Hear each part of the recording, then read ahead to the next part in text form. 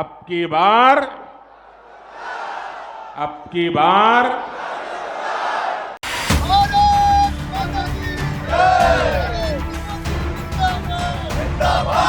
നാനൂറ് കടക്കുമെന്നത് മോദിയുടെ വെറും അവകാശവാദമല്ലെന്ന് തെളിയിച്ചിരിക്കുന്നു 2 എക്സിറ്റ് പോളുകൾ. ബാക്കിയെല്ലാം 370-നടുത്ത്.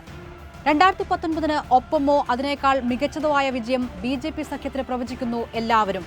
ഉറച്ച കോട്ടകളിൽ കാലിടറിയേക്കാമെന്ന കണക്കുകൂട്ടലിൽ മറ്റിടങ്ങളിലേക്ക് പടർന്നുകയറാൻ BJP നടത്തിയ നിരന്തര ശ്രമങ്ങൾ വിജയിച്ചു എന്ന് പറയാം, ഈ പ്രവചനങ്ങൾ സത്യമായാൽ.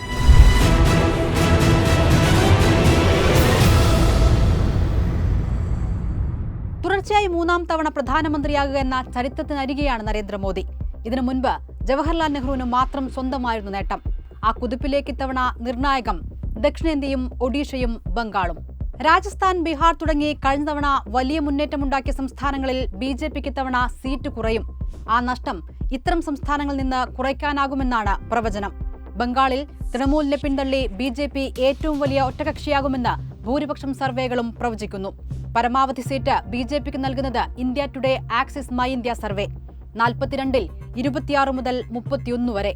തൃണമൂൽ ശക്തമായ പോരാട്ടം കാഴ്ചവെക്കുമ്പോൾ കോൺഗ്രസ് CPM സഖ്യത്തിന് ചലനമുണ്ടാക്കാനാകുന്നില്ല. ഒഡീഷയിൽ എക്കാലത്തെയും മികച്ച കുതിപ്പാണ് BJPക്ക് പോളുകൾ നൽകുന്നത്. 21-ൽ NDAക്ക് ശരാശരി 15 സീറ്റെങ്കിലും കിട്ടുമെന്നാണ് കണക്ക്.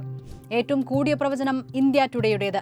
18 മുതൽ 20 സീറ്റ് വരെ BJP നേടിയേക്കാമെന്നും BJD 0-ൽ ഒതുങ്ങിയാലും അത്ഭുതപ്പെടേണ്ടെന്നും പ്രവചിക്കുന്നു.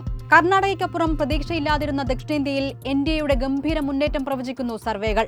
ഇതുവരെ താമര വിരിയാത്ത കേരളത്തിൽ മുതൽ സംഘപരിവാർ രാഷ്ട്രീയത്തിന് വേരുറപ്പിക്കാൻ പ്രയാസമെന്നു കരുതിയ തമിഴ്നാട്ടിൽ വരെ BJPക്ക് സീറ്റ് പ്രവചിക്കപ്പെടുന്നു.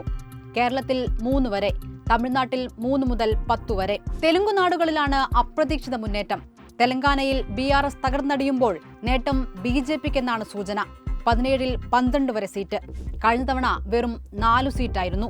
ആന്ധ്രയിൽ 25-ൽ 22 വരെ സീറ്റ് നേടിയേക്കും BJP ഉൾപ്പെടുന്ന ത്രികക്ഷി സഖ്യമെന്നാണ് കണക്ക്. TDP, ജനസേന പാർട്ടികളുമായി തിരഞ്ഞെടുപ്പിന് തൊട്ടുമുൻപുണ്ടാക്കിയ സഖ്യം BJPക്ക് വലിയ തുണയാകും. കഴിഞ്ഞ തവണ BJPക്ക് ഒരു സീറ്റ് പോലും ഇവിടെ ഉണ്ടായിരുന്നില്ല.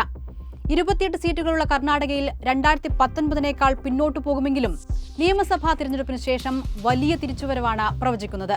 ശരാശരി 22 സീറ്റ്. കഴിഞ്ഞ തവണത്തേക്കാൾ വെറും 4 സീറ്റ് കുറവ്. ഗുജറാത്തിലും ഹിമാചലിലും ഛത്തീസ്ഗഡിലും ഉത്തരാഖണ്ഡിലും മധ്യപ്രദേശിലും ഡൽഹിയിലും മിക്കവാറും പൂർണ്ണ വിജയം. ഇനി അതുണ്ടായില്ലെങ്കിലും ആകെ നഷ്ടപ്പെടുക 2-3 സീറ്റെന്ന് എക്സിറ്റ് പോളുകൾ. എന്നുവെച്ചാൽ 80 മുതൽ 82 വരെ സീറ്റ്. 80 സീറ്റുള്ള ഉത്തർപ്രദേശിൽ ഇത്തവണ 71 സീറ്റ് വരെ.